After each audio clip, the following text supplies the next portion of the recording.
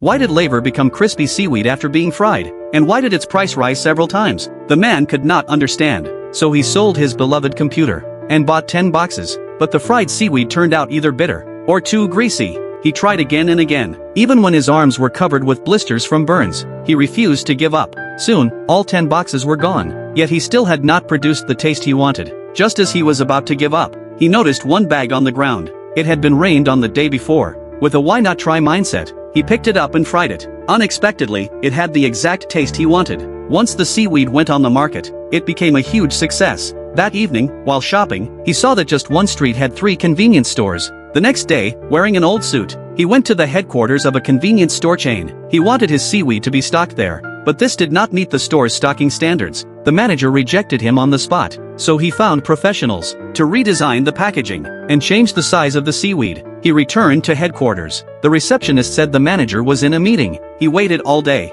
At last, he realized the manager had never been in a meeting. Frustrated, he left. He casually gave some seaweed to the security guard. Opportunities often came in a flash. Headquarters employees discovered the seaweed and took a few packs. After tasting it, they could not stop eating. Soon the man was called back to headquarters. The manager said the seaweed could be stocked in 72,000 convenience stores, but only if his factory passed a food inspection. Yet his factory was just his own kitchen. How could it pass? So he rented a storefront. That was how his small factory officially started. The inspection team arrived as promised, but the moment they entered, they saw problems everywhere. The paint on the door was still wet. Workers wore no gloves. The drainage ditch was filthy. Clearly, this did not meet the standards. The man promised to fix everything. The inspectors told him to wait for the result. He worked to bring the factory up to standard. At last, the second inspection result arrived, but the printer had no ink. The key information failed to print. He rushed outside. In the sunlight, he finally saw the 2 critical words: